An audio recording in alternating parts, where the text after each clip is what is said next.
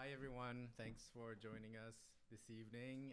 Thanks also to those who are joining us online.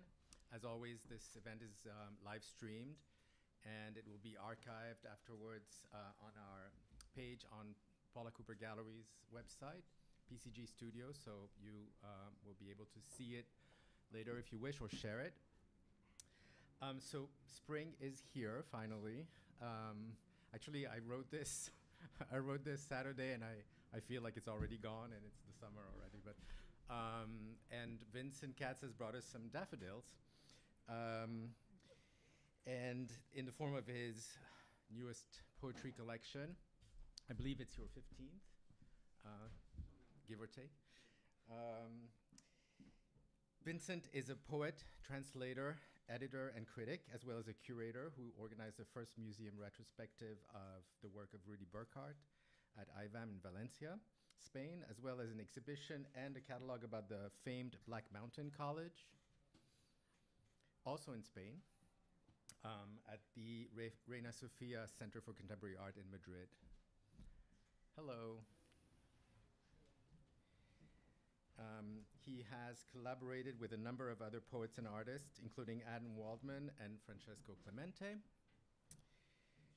Daffodil, as I just said, couldn't be better timed. Daffodils are everywhere right now in our tree pits and suburban gardens.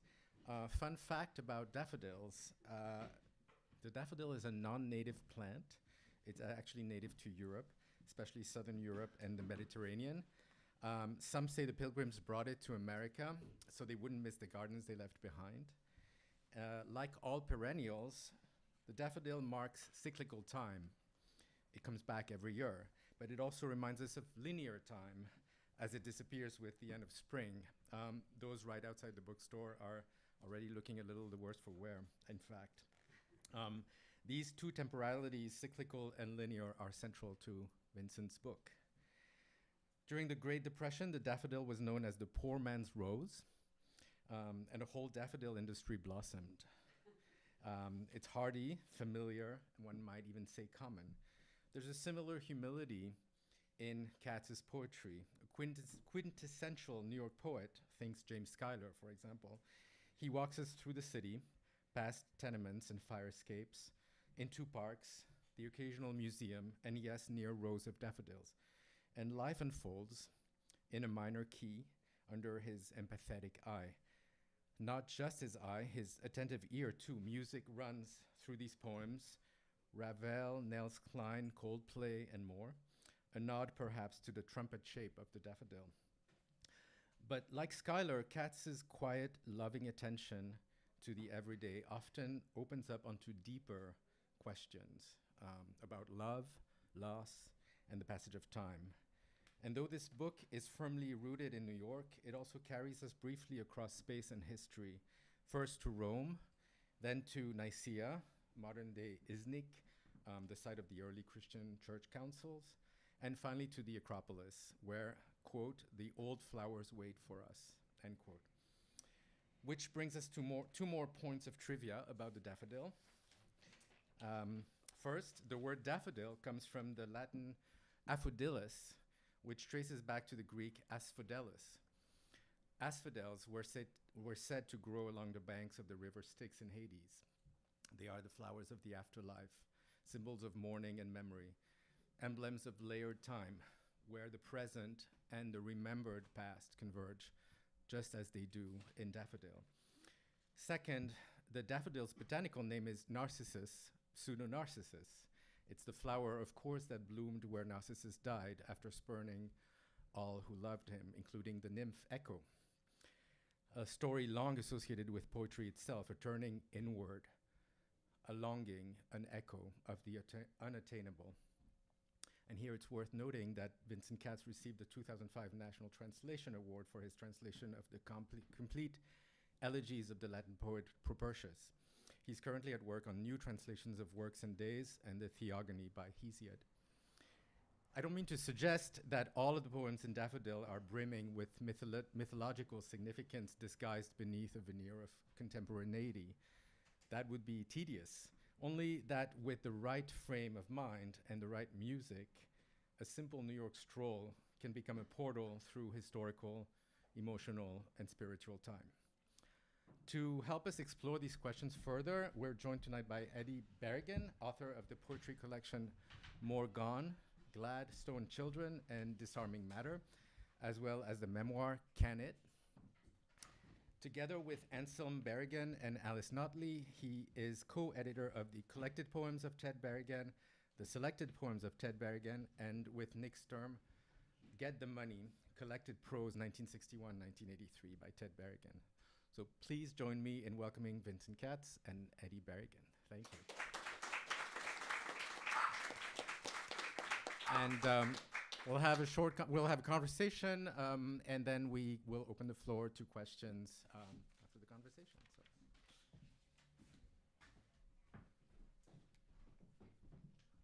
Wow, what an amazing introduction.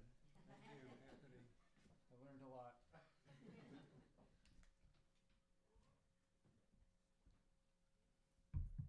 So, well, yeah, I love this bookshop. Thank you, Paula. It has a good omen feeling about it. As Willem de Kooning said about Frank O'Hara. And yeah, I've been here a couple of times before. Once was with Robert Creeley when our Black Mountain College book came out. We did an event here. Another time with my dear friend Ann Waldman for our collaborative book, Fantastic Caryatids. So it's great to see you all. Thank you for coming. So I'll read, we'll chat, and then maybe you'll want to join the conversation.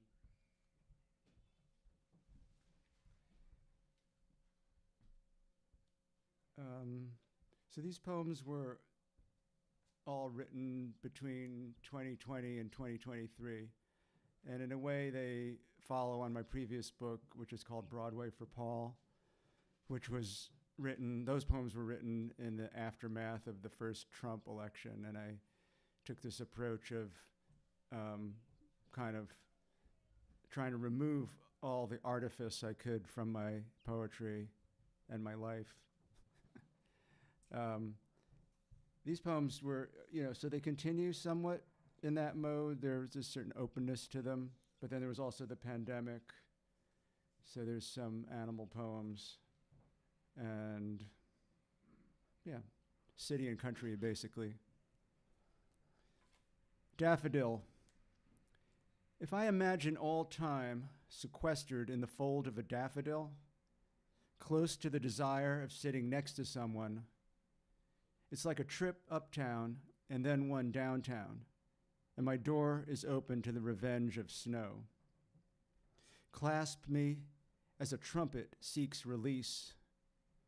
I should see daydreams in eyes, all aflutter and simplified down, the stores and all the other places we settle down to.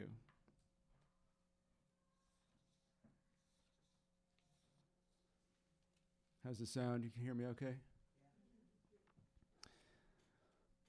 Bryant Park Ode. The skating rink is down. They're going to figure out how to grow grass again. A crane lurks on hidden high-rise. Grace to be born and live as variously as possible. She's an amazing intelligence. I'm lucky to have her in my life for a time. Everything is for a time. Photographing statues in the rain. Give us this day our daily ornate bronze Romanesque lamppost. Ram's head garland. Leafy fountain. Can you hear the fountain? Odd hump where grass goes.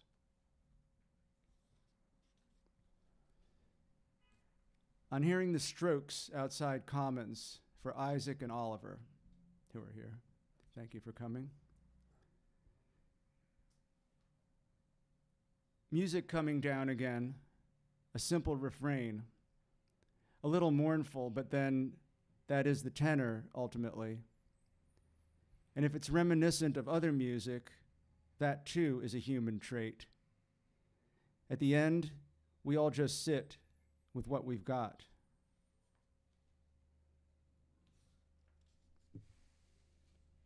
For John, people create lives. Families occur as lives grow, together and with separation. Drums in the park at night, and another music people congregate to. The music's mix and the people walking across in the dark. Rhythm comes out of the dark, bonding people, blending them.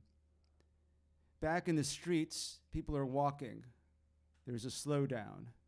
Is there no mystery, or is there something different from what appears? A tendency toward life that is not darkness.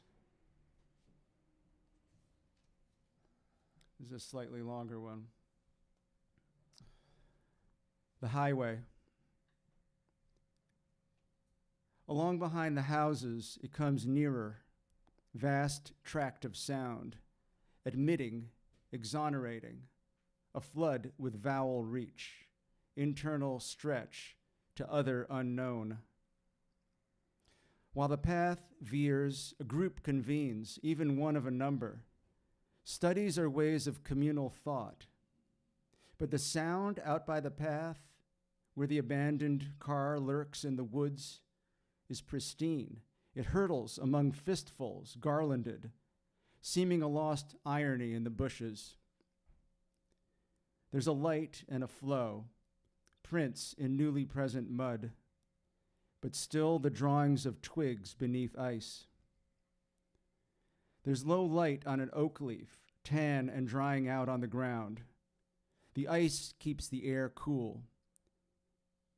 A huge sideways chunk of what was once a tree, still projecting life and mission into air.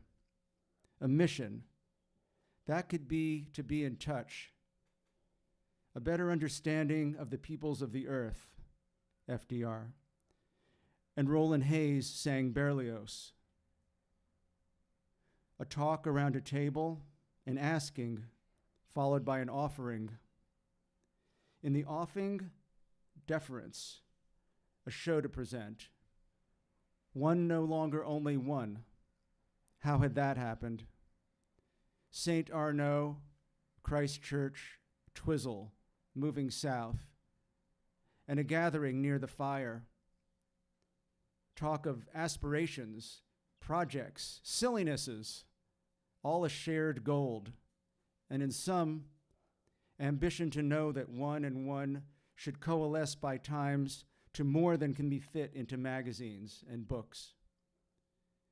The snow is dark, still light in latest light. Windows lit across our human endeavor. They release a pattern to cold. Then the snow is more visible instead of less. A wind is heard, bolsters senses of night. The light on all those trees. A display of brown hanging oak leaves, the hard snow, water beneath cracking ice. All in all, a reasonable supposition. But to care, to converse, to research a situation, times have changed dramatically, but not only for the worse. There's common interest and support. There's learning in long days and cold nights. The light visible from these windows provides the content for this day's breathing. You wonder if anyone will read anything.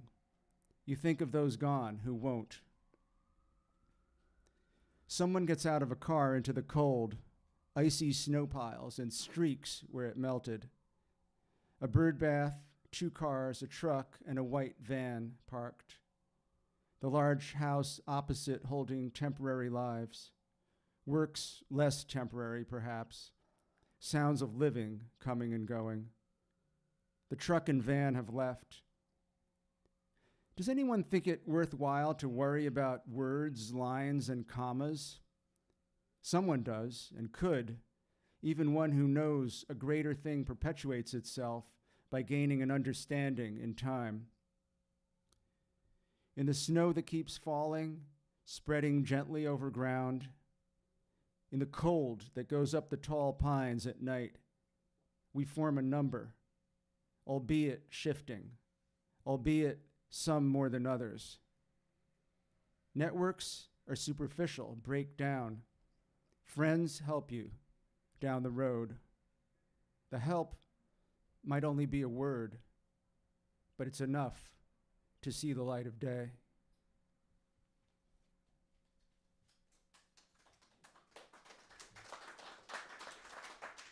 Thank you.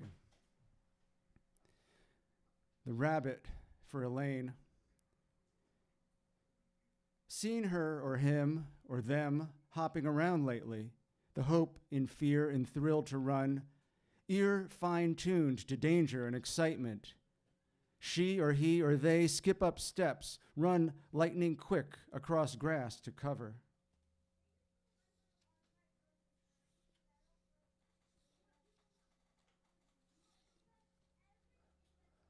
And this one's a New York nature poem. The water bug.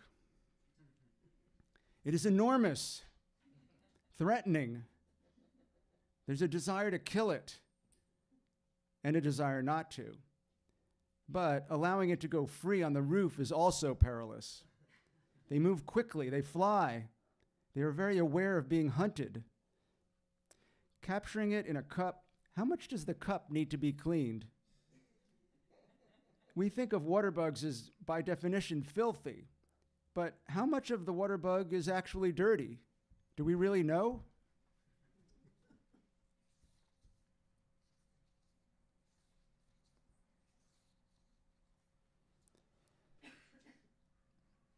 A New York song. A New York night, slightly melancholy, an air of horns. Two young women walk in skirts and tops, everything light. A quietness even in people dining outdoors at restaurants. The next day, fresh breeze, music coming through from somewhere. You sit at your local cafe outdoors and drink coffee and think. You think about the different kinds of people you are seeing. You feel the breeze around your arms and back, and you are any age suddenly, are again in that place you were when world was fresh. The different types within that vast continent playing that game last night, that ultimate expression of skill and strength and speed and style. Types or just individuals. That artist harbored photographs of just people.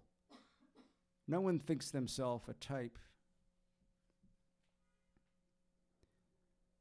Pandemic Park poem. I've always wanted to sit on this bench. Now is the perfect temperature and time. Hardly anyone in the park this Thursday evening. The scent of marijuana being smoked by two gentle souls on a nearby bench wafts over, creating a congenial vibe. Two young women huddle together on the grass, their dinner in a paper bag nearby. They must be sharing something that can't be shared by anyone else. Two squirrels chase each other down a slender trunk in a burst of speed. Are they in love or fighting over food? There's a guy shirtless in shorts on his phone, and someone crashed out on the bench next to him. A trio has spread out a blanket, taken off masks, and is beginning to share their dinner. More people coming in, drizzle starting to fall lightly. Two buildings stand out in the distance.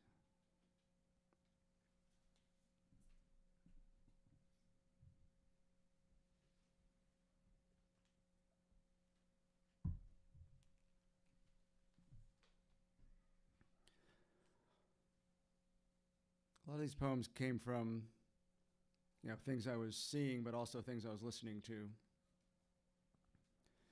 Dark Star and people I was seeing.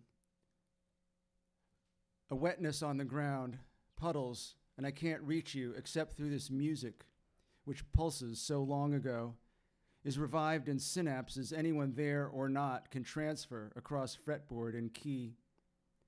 Sound understated implode, disjunctive schedules, to crawl out of pit, a delicate glance downtown, river nearby, an assurance, light, moments that add up. I assure you intense joy. Riding down the avenue, that building stands low as present reminder, gift in an afternoon. I take the time to write this. Others speak or work around depth, to bottom park in other tongue.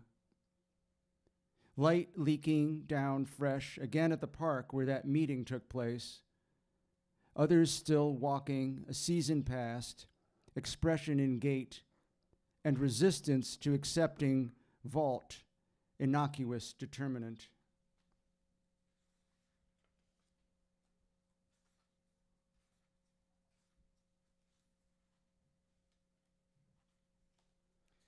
Park Avenue South. Such a beautiful cold light. Did I live in that building once? Where was Max's? The back entrances of banks and the Metropolitan Building. Architectural detail Fitzgerald may have passed out on.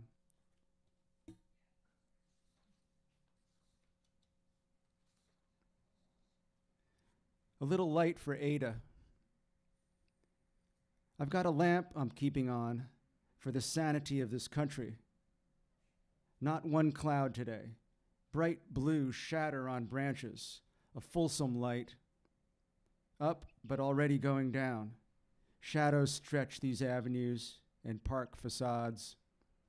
Since childhood, with new friendships. Now, car ride here and there to doctor.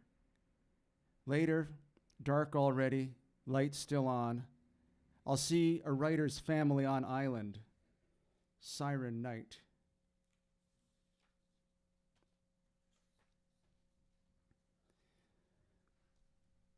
Once in a field of flowers. They sit in a field surrounded by daffodils, smiling, looking, tumbling. Ostensibly they are posing, but in effect they are being nature as it affects their being together in this moment of their youth together. In that, they are primal reminders of how we animals are all together in a moment before it gets taken away, or we choose to move from it. But now we feel a vibration from the earth. We are sitting on it.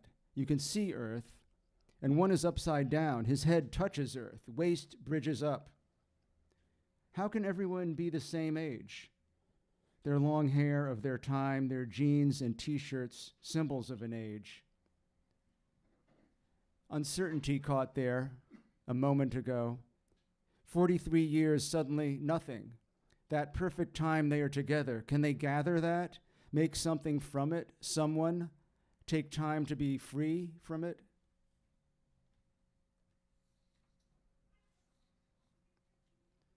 An air of memories.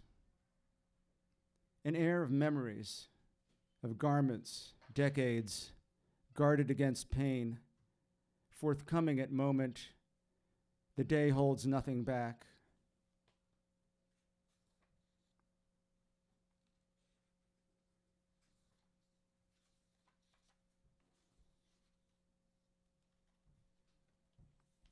Acropolis. The old flowers wait for us, and the music encompassed in the stones. Marble from Pentelli is the best. It was like an imitation of the sky. The wind up here is terrific. The protagonist is always Athena. The entrance was always in the east. You only get to go around once. Flying back for Vivian. The mountains rise outside the window as the plane whistles and slowly traverses the tarmac. I don't want to leave those mountains. They got inside me somehow, their rocky nature, and the people who grew from that.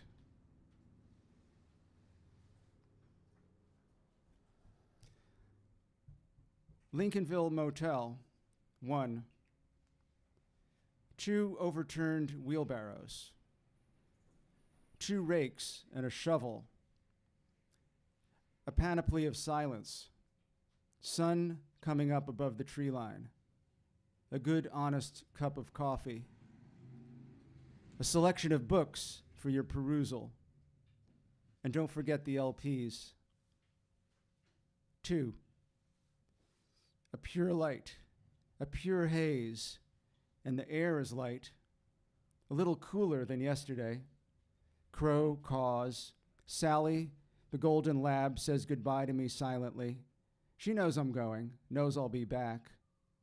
Sad for a moment, now she bounds up, looking for her ball and Alice, who is outside. Someone comes in for a coffee in a robe. The cars roll by in back of it. Over the Bronx for Gerard. We're heading north over Manhattan, slightly obscured by clouds. We see the Harlem River, then Inwood, which comes archetypally to me in dreams. Now we're heading west, only clouds and the smell of coffee and bananas. The Bronx, where my earliest people came from, is far away.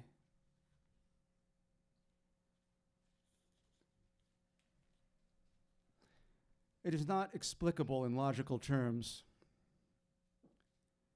It is not explicable in logical terms, but only in the terms of love, which is not logical. There's a kind of light I want to grasp.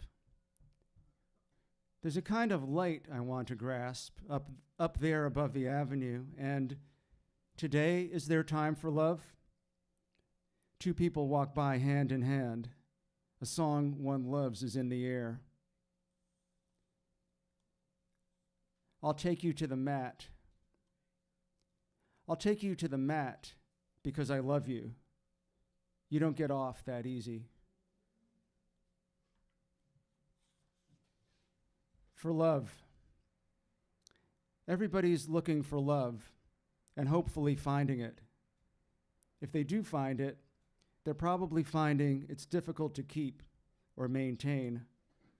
It keeps shifting, changing what it is. Sonnet for Margaret. Pure purchase on building side, the day of the new moon, time no longer holding me in any place. Walking home last night felt a change. Nothing different, but not the same. Still feeling that days later. All day buildings disappearing into mist. A feeling of calm in their disappearance. Sky still gray another day, but mottling, tending toward that complex hue, bright blue and white.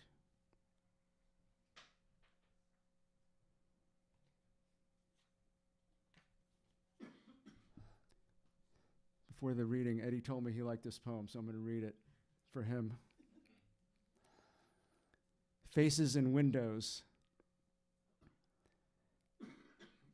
I want to be alone in this trance of lines. I don't want to reveal too much of myself. I'm alone among these moving images. A tan listening in trees. A tan listening in trees. And now it's dark already, quiet. Debating whether to drive back tonight or in the morning. There is something scary in each proposition. To be far and to come close. To walk streets we walked. There's always some car in my way. There's always some car in my way this sunny day, heading down the river, bombarded by people and streets, the museum, the trees growing, the lower streets taking me closer and closer, my favorite piers where I walked and want to walk again, the tennis courts, and then below, the heart of all my feelings, my wanderings to find something together with someone, bike riders, soccer fields, walks out toward the river.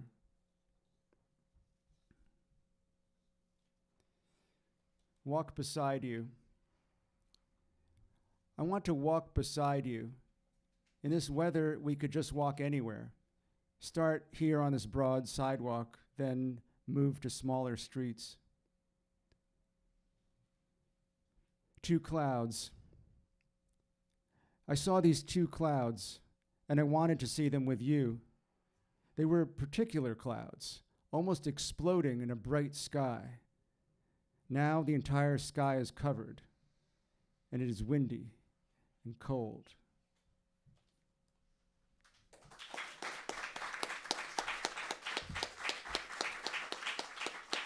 Thank you.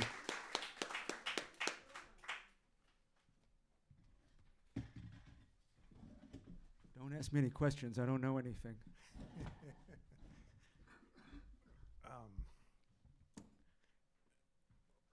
First, I just want to say thank you for the beautiful reading. I know from experience that reading involves a giant surge of energy while you perform, and then there's the release. So I am going to talk a little bit for a while you relax. And thanks again, everybody, for coming and for tuning in. I was asked to take part in this event something like a couple months ago. I was actually in Amsterdam when I received the PDF of the book, so I read it at that point in a completely different mindset. And then as we were getting closer, I wanted to read it again, and I had the peculiar experience of I would start, and then I would read a few poems, and then I would have to go back to the start. And I realized what I needed to do was read the book from the back to the front the second time around so that I could see it in a different way and sort of break out a little bit of what I was experiencing. And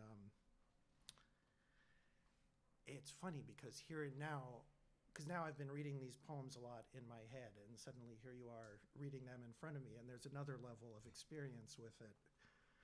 But I think that ties in well with, hopefully, with what I have to say. So I have a little response here, and this will turn into some questions. And this is a response to reading the whole book, so I am going to touch on a couple things that we didn't hear. But thank you for reading the one I asked you to. Okay. These poems have a patience to them. There's the immediacy and the conveyance of information, the reading or hearing of the poems. Within that, the scale of time is both folded and unfolded per the observation. This is notable especially in the very first line of the first poem, Daffodil. If I imagine all time sequestered in the fold of a daffodil. If I imagine all time sequestered in the fold of a daffodil. The word sequestered jumps out, removed from its usual usage as I hear it, sequestering a jury, but it does carry an intentionality with it. And the line manages to both magnify and encapsulate on a grand scale. And it also offers a wide permission to all the poems that follow, which seems pretty handy, from the writer perspective. There's a lot of reflection of this condition throughout the poems as I read them, not so much on moments as in them. There's usually an observer, though, often from a distance. For instance, Pandemic Park poem locates us at a specific time and place. Now, I didn't know at this time that you had written these poems between 2020 and 2023. I mean, the idea was there, but I was thinking of them as, the entire span of time. So, let's see. It's not so the poem locates us in a specific time and place, not so specific that it dwells on numerical details, dates and times, as some New York school poets we know about have done, but just enough to provide a setting of characters in the park, creating the possibility that this is what it says it is, a pandemic park poem, but it does not have to be happening when we think it is. A lot of these poems drift in and out of this time referentiality, a reminder that what we're doing a lot as humans is attempting to root our identities in sets of perception that are always a moving target. Now, in that poem, for example, somebody has a phone, and that's a very particular kind of event. But The only real pandemic reference in a way is that the trio of people who have masks. And that doesn't, you know, phones aside, that could be talking about the Spanish influenza. You know, it could exist in another time, another place. And there's a strong attention to detail. And I think some of, maybe this was a side effect of removing the artifice from my life, as you mentioned, sort of in the introduction. But I think there's also a way in which these poems have such a nuance that they can kind of float outside of their context. Also, thinking about that poem about the Bronx, you never say in it that you're on a plane. It's clear that you're on a plane. You know, it's clear that you're going over the Bronx, and pretty much that's how you would be doing that. But I really appreciate that there isn't this extra exposition in it. Okay, we're getting closer to a question, but we're not there yet. So there's a feeling of the perpetual present in these poems, the now, as in a poem which you didn't read, but it's the second poem in the book, Pulling Out, which has lines in it, we are leaving behind, we are going forward. And there's this excellent concision, we are leaving behind.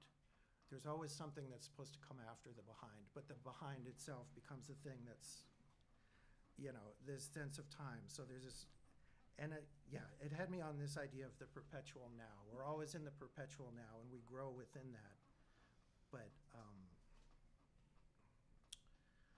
But you know, there's something else. In another instance of time, the poem A Slight Breeze opens with a silent afternoon like 100 years ago. And there's another one, the Meridian, which mentions the mark equinox, which is a reference of the cycle of the earth wobbling in its axis, which actually takes about 26,000 years, which you say in the poem. Anyway, there's this grand time scale and this feeling of immediacy, and I'm kind of wondering how much intentionality you have in advance. And this sort of leads to a larger question about how you sort of structured the book too. But is this something that you grapple with a lot or think about, or is this something you had a specific intention with in making this collection? You mean about the structuring of it, the sequencing of it, or which part? Going back to that line, if I imagine all time sequestered in the fold of a daffodil, is there a particular sense of time that you sort of intended to comment on within the span of these poems, or was it sort of a more natural? Well, I mean, the poem that you mentioned seems like 100 years ago. What, could you read that again, that bit, or I could read it? But Yeah.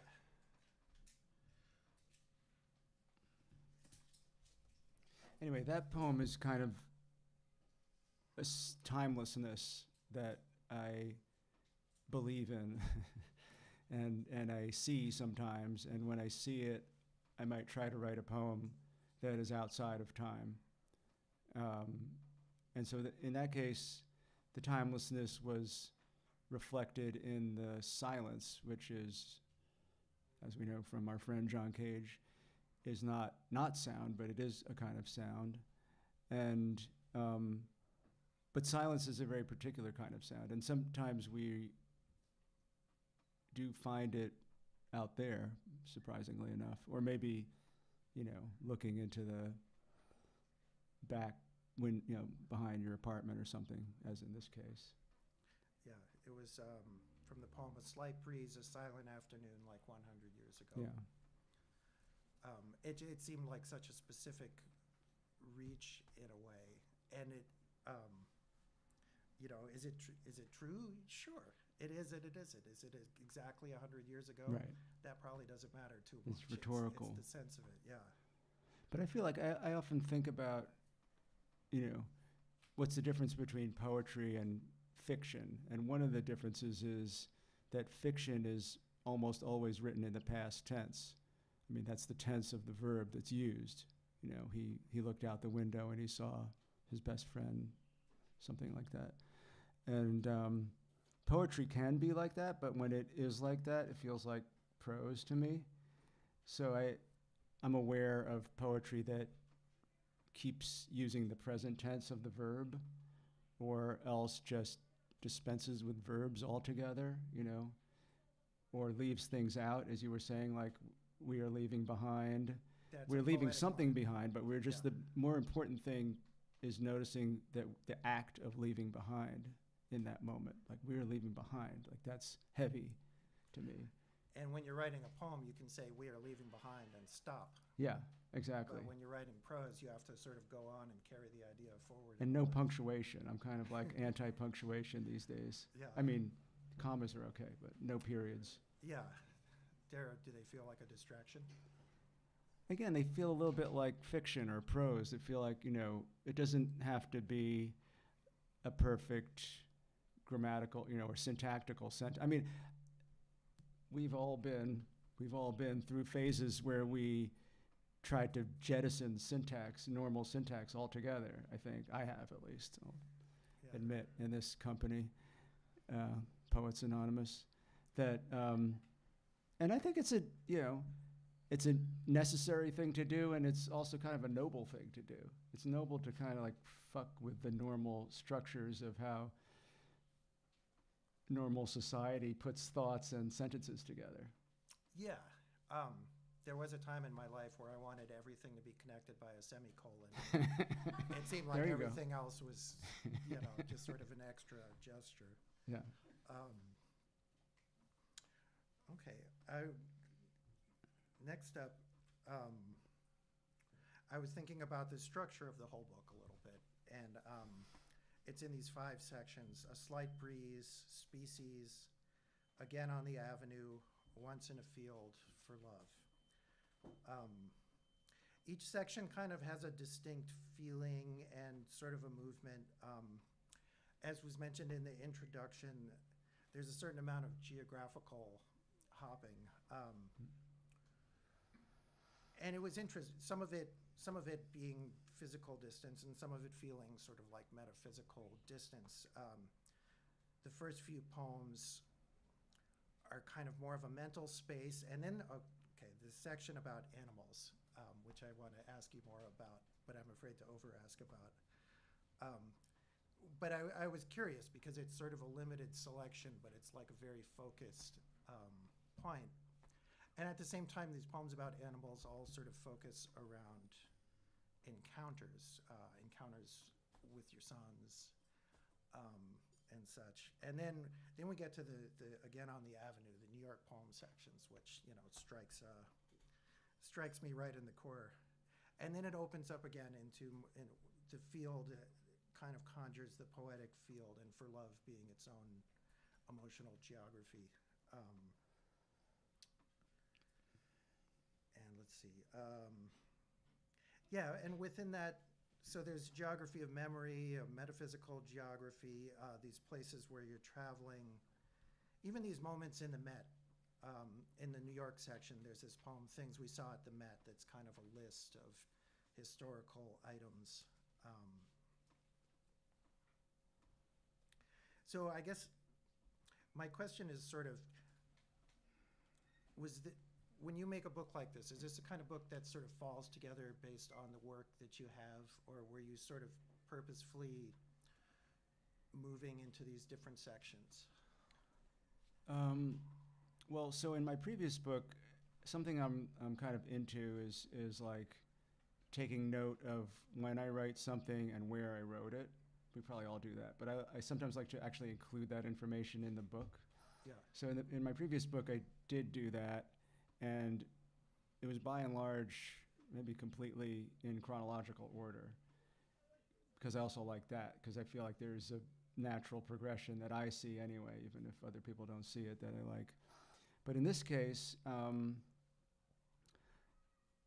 I was working with my editor, Deborah Garrison, and she had an idea that we could try to move things around, and I was open to that. So I said, well, okay, let's see what happens. And part of it was the animal poems which were written during the early pandemic before the vaccine. We went out of town for a while with my parents, and we're living in the country. And so I just started to write poems about animals, which I had never done before, never thought to do before, you know. But it's a genre, right? There's like all the, I think about poetry a lot like that, like epic poetry, lyric poetry, didactic poetry, poems about animals, you know. So it kind of appealed to me as a challenge. It's a classic form, a classical form. Yeah, exactly. So I showed them to Deb, and we had this sort of structure of the book, and then I got cold feet. I said, I can't publish poems about animals. That's too crazy. You know, I said, give me those poems. Yeah. So we took them out, and then we had some other iterations, and then she was like, no, I think we should, what happened to those animal poems? I said, because I guess I showed her another version. It was like, no animal poems. I said, this is good. I said, I like this book. This book's really cool. And she's like, wait a minute, what about those animal poems? They're a crowd. And I was like, oh, okay. So we brought them back, and I said, but I'm not going to publish the poem The Fawn. It's just too emotional and too raw. And I mean, I can't publish a poem about a fawn. I mean, what self-respecting contemporary poet could do that? But she worked on me, and she said, finally she said, you know, people would kill to write a poem like this. And I said, oh, okay. I don't know, I'll just listen to her. She's, you know, I trust her. So there was a lot of trust in this, actually, in the selection there, and also in the sequencing. Were there more animal poems than the ones you published? There were a few more, yeah. These were the best ones, though. Okay. Excellent. No, I mean, I liked that part. And I was thinking briefly of different sort of, you know, obviously Dunn's The Flea comes to mind. You have a tick poem. There's Bishop's Armadillo poem. There, you know, I mean, these are what I remember from my poetic instruction more than other kinds of things in a way. But But the sections, I like sections sometimes, because I feel like my mind is in sections, not like rigidly compartmentalized, but just like different things I think about. So to just like put everything all together wouldn't really make sense to me. So then it became a nice exercise to see what went where, and there are actually one or two poems that are not from the 20 to 23 phase, like that are earlier, that just sort of snuck in on their own. I mean, I find that when I'm putting manuscripts together, I tend to lean towards sections. And I mean, I agree that with chronologically, there's just a natural progression of thoughts, whether it's intended or not. Mm-hmm. They tend to take their own shape. But I also think it's interesting, there's a way in which, I mean, the poems all feel very grounded. Animals and New York City are very like specific references, and there's a lot of otherwise sort of ethereal, emotional territory. Sometimes, I mean, there are very grounding elements in some of those other poems. There are also animals and insects mentioned in other parts of the book, specifically bee on echinacea in the For Love section. Mm-hmm. And I guess maybe the other thing I want to mention, just in terms of book structure, the poems in the last section tend to be shorter, and there are a lot of these two-line poems as well, which is also one of my favorite forms in a way. Mm-hmm. You just sort of get in and get out, and what you say is there, you know. It's a challenge. I think it's really hard to write a short poem. Yeah. A very short poem like that. Yeah. But you're right. It's like an epigram or something. It's another form. Yeah. All right. I will, let's see, keep going here. I'll just say that section of the book, well, not For Love, but the one before that, I guess.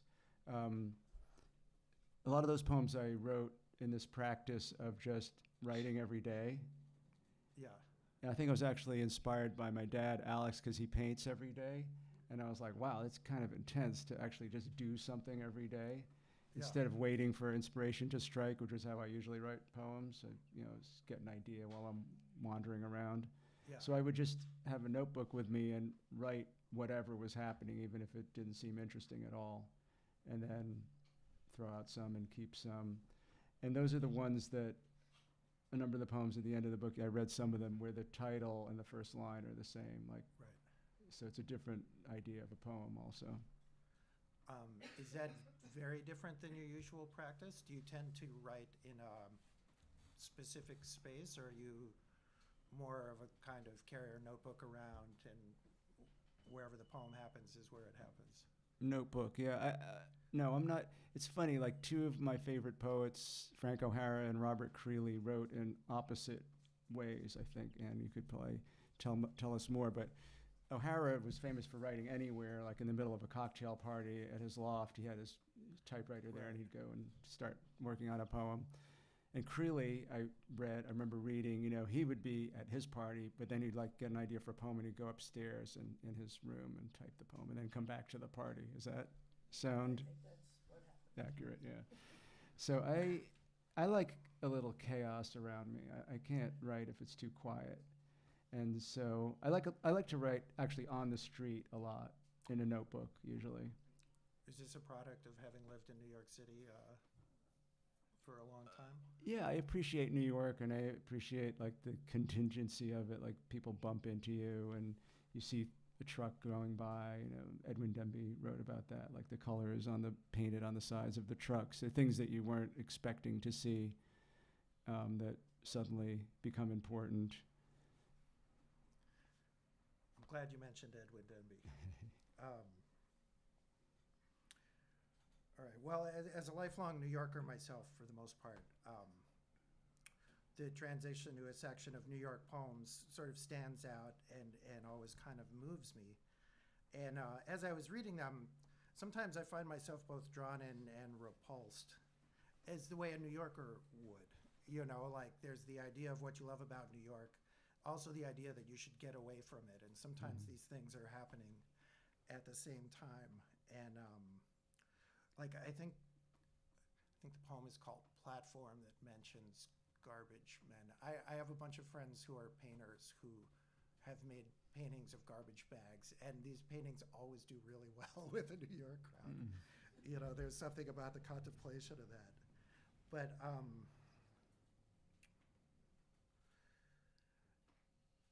yeah, I'm not sure if this is a reach exactly, but one of the reasons it came to mind is the very first thing I read by you, I read when I was a teenager, and it was in the homage to Ted Berrigan book, which Anne edited. And it was one of my first sort of forays into like a certain kind of information I was trying to find. And so you have a piece in there about going up at, I think it was a Poetry Project marathon, and reading a sentimental poem about Edwin. And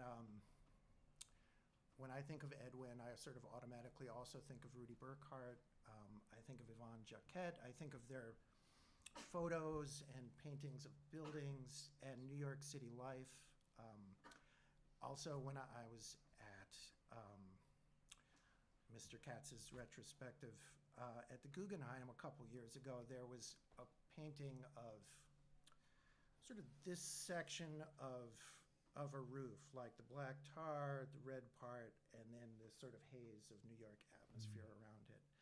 But it reminded me of kind of the way Vincent Kat has these city paintings, the classic photo of Edwin Denby. I think Rudy took that on the rooftops. Right.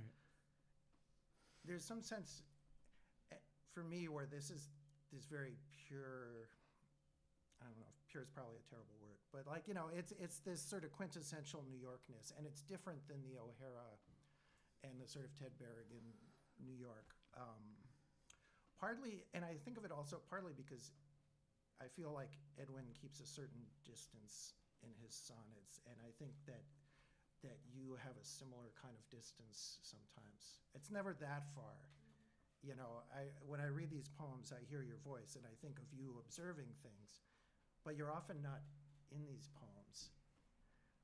So does any of this ring true, and does that kind of, you know? Yeah, I mean, I try, at least lately, like not to draw attention to myself. Like as I was saying earlier, I had a lot of poems where I did try to draw attention to myself, to the I of the poem. Yeah. I think a lot of Edwin's poems are like that too. And he, you know, one thing we have in common is we both studied classical literature. I mean, at whatever, high school, university level. And so I think we both got influenced by that. I did, definitely. And I tried, so I had the New York school and also Beat and Black Mountain, like very strong in me when I was a teenager. And I was with Paul and Elio Schneeman, and we were writing a lot of poems together and going to a lot of readings at the Poetry Project. And it was great. It was just like we were surrounded by this amniotic fluid of poetry that was like so nurturing. It was incredible and exciting, So we, but then I felt like, well, I don't want to, like I was writing a little bit too much like Frank O'Hara. Like it was becoming. Right. One of the pitfalls that many poets experience. Yeah. And a lot of people wrote a lot like Ted Berrigan. There were some certain influences were very strong on people. So for me, one of the ways to get away from it a little was to go to classical poetry, ancient Greek and Latin poetry, which is more distance. It's distanced. Even if it is about an individual, in the case of Propertius, just the whole aesthetic is a little bit more about like the form of the poem and these kind of sententiae or ideas, a little bit less so than the frothy surface subject matter. Right. Okay, I wasn't totally sure if I was going to bring this up, but when I was reading the jacket copy of the book on the PDF I had, the very first thing it says about you is a painterly eye. So in terms of describing New York, say, and thinking about that pandemic park poem too, I think the question is something like how much of conscious versus unconscious kind of observation,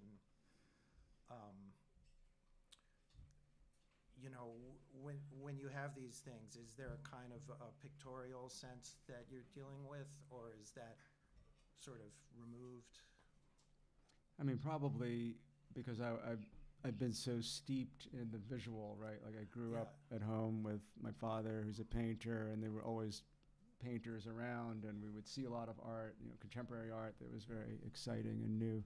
So yeah, I think I just internalized that way of looking at things, but also from poetry, James Schuyler's poetry in particular, and other poets, but he in particular is a poet who will paint a picture in his poem very graphically. And he also is a kind of a meditative poet. So he'll be in a place, a physical place, whether it's Long Island or New York City or up in Maine or wherever, and he'll just be seemingly casually describing a scene. And then I've kind of emulated that approach, because in his poems, and also I've found it too, like inevitably something happens. Right. And then that becomes the crux of the poem, like in his poem February, which ends with the woman coming into the window. He's just looking at the building, and then this woman comes into the window with a baby. And he describes that. He describes the tulips, and then ends a day like any other. It occurs to me, one of my own experiences in connecting visual art and poetry was seeing a show of Kurt Schwitter's assemblages at the Pompidou Center in Paris when I was maybe 19 or 20. And I wanted to write a poem like those.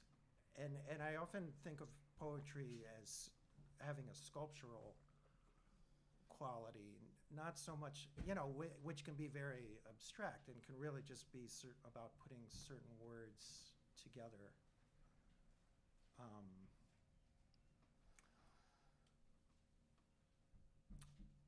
I don't know. Is that something that you've ever sort of related to, or do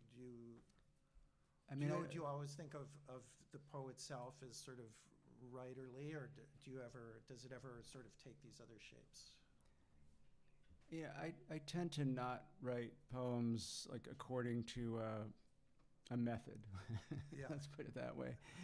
So I also tend to not write ekphrastic poems, because I don't know, it just doesn't appeal to me somehow.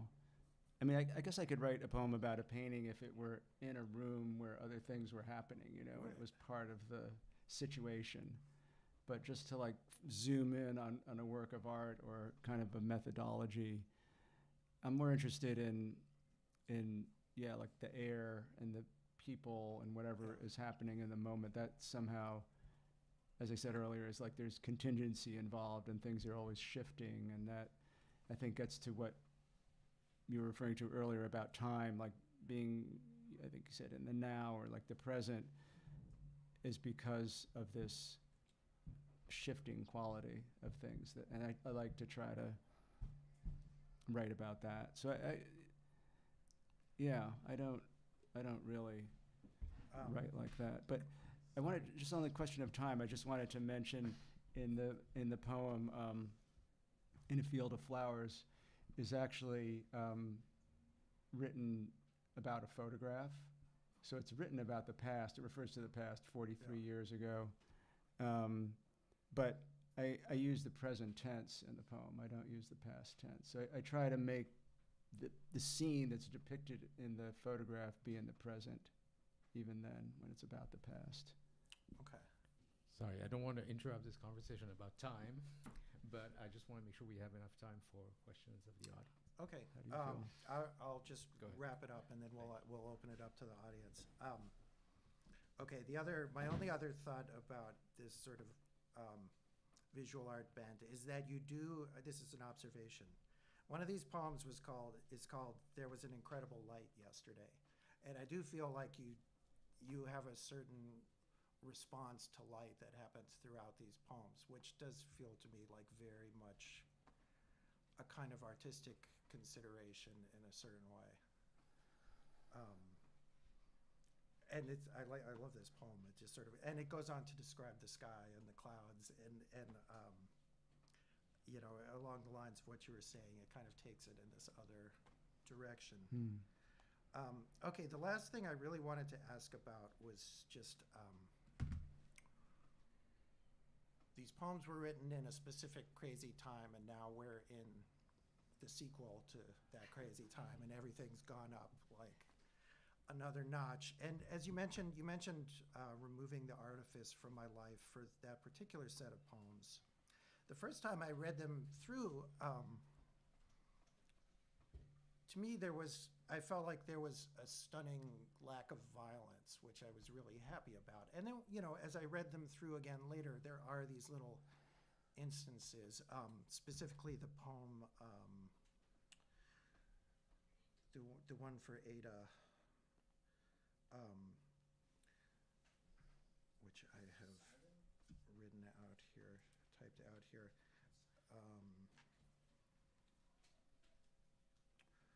It's basically having here we go. The poem "A Little Light for Ada" begins, "I've got a lamp I'm keeping on for the sanity of this country." There's also this other reference in the poem "Species." The young women have to take the place of their mothers early, before their time, but somehow they do it as they do everything, non-violently. And two other little notes along those lines. May poem ends with the line, "It's not about buying, but rather about feeling the air." And my other, not really violent, but one of my favorite moments in the title poem is, "My door is open to the revenge of snow." So it seems like there was a conscious effort not to include some of this stuff. And I just find the contrast really strong, because so much negative information and energy is projected now through all the forms of media. So it's really interesting to me to read this book, and it just doesn't have that stuff in the same way. It alludes to it here and there. I wrote a book back when George W. Bush was president, and he nominated John Roberts to the Supreme Court, and I knew he was going to get approved. So I decided to write a poem. I was very frustrated then and feeling very impotent about the whole situation. So I decided to write a poem that was completely composed of words from the New York Times, but shifted around and, you know, reconfigured. So, you know, there's that approach, but I kind of like this approach now better, which is seeing more of the eternal, airy aspect of our existence and not focusing on, like, I don't want to just be repeating what I'm reading in the newspaper. Right, exactly, or getting trapped in the, It's very difficult to write about current events. I mean, Allen Ginsberg was a master and does it beautifully, but it's, if you try to do it, it's almost impossible, honestly, without coming off like you're just the newspaper. yeah, no, and I do miss Alan's political points of view, as I have since 1997, basically, every time some new strange event happens. Yeah. Okay, was there anything that you wanted to touch on yourself before we open it up? No, I think we could see if anyone would like to say anything Okay. Do we have any questions from the audience? or comments.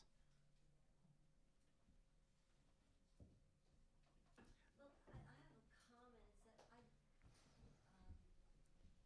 it's a nice length of reading, you know, Hmm. so really I was able to sink into it. Hmm.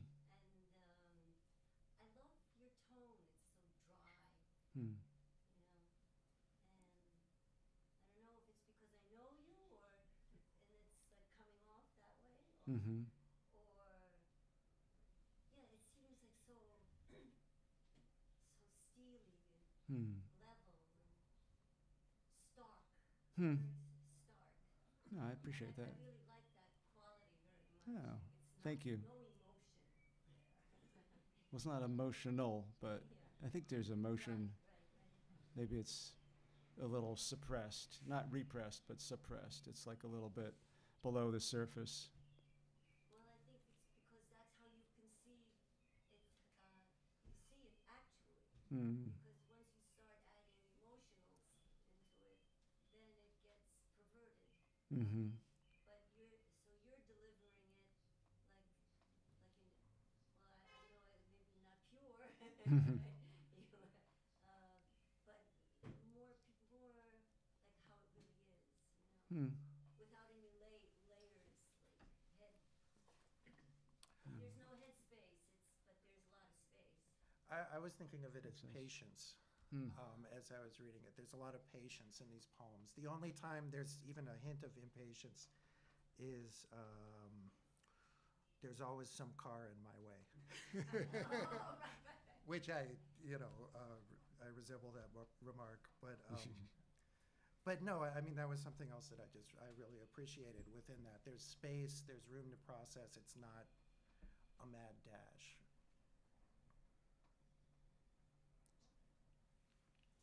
Go ahead.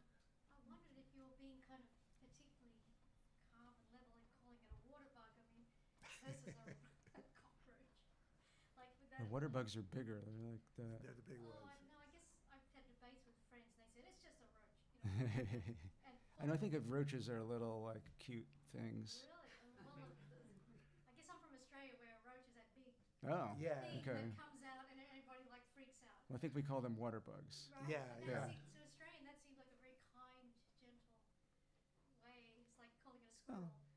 And I'm trying to be empathetic to the water bug you're and their Well, existence. They are another life form. Yeah, they I are. mean, and all life is precious. It is.